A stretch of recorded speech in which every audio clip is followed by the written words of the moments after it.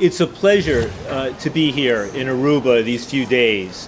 I was last here 11 years ago, mostly on vacation, but doing a few interviews with the television networks and meeting some politicians just for some conversations.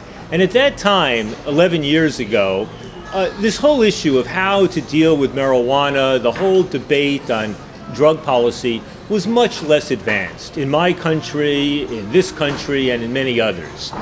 Back then, I think only 30% of Americans believed that marijuana should be legally regulated like alcohol.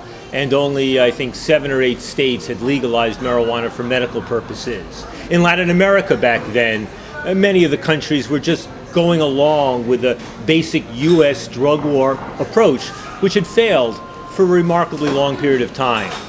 But today, in May 2013, it's remarkable how rapidly the debate and even the policies have evolved.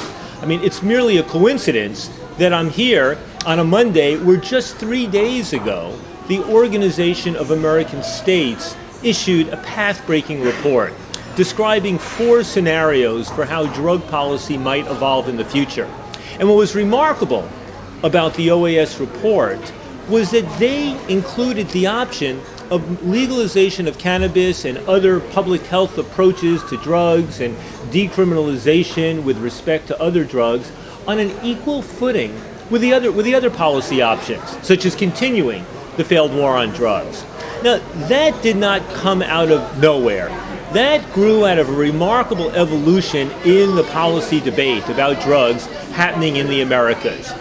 In Latin America, it began just a few years ago when a number of very distinguished former presidents, Gaviria in Colombia, Cardoso in Brazil, and Zedillo in Mexico, all of them from more or less the center-right part of the political spectrum, came together with other distinguished Latin Americans, former government ministers, newspaper publishers, Nobel Prize winners, and said that there was a need for a new debate. They followed up 2 years ago, in June of 2011, with a global commission on drug policy.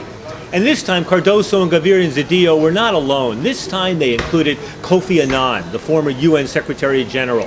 They included Paul Volcker, the former Federal Reserve Board Chair in the United States. They included George Shultz, the former Republican Secretary of more or less everything. They included prominent European former presidents and prime ministers and foreign ministers, as well as the prominent businessman Richard Branson. And in this report, the Global Commission said we need a fundamental change in drug policy. We need to stop locking up people for drug possession. We need to treat drug addiction overwhelmingly as a health issue, not a criminal issue.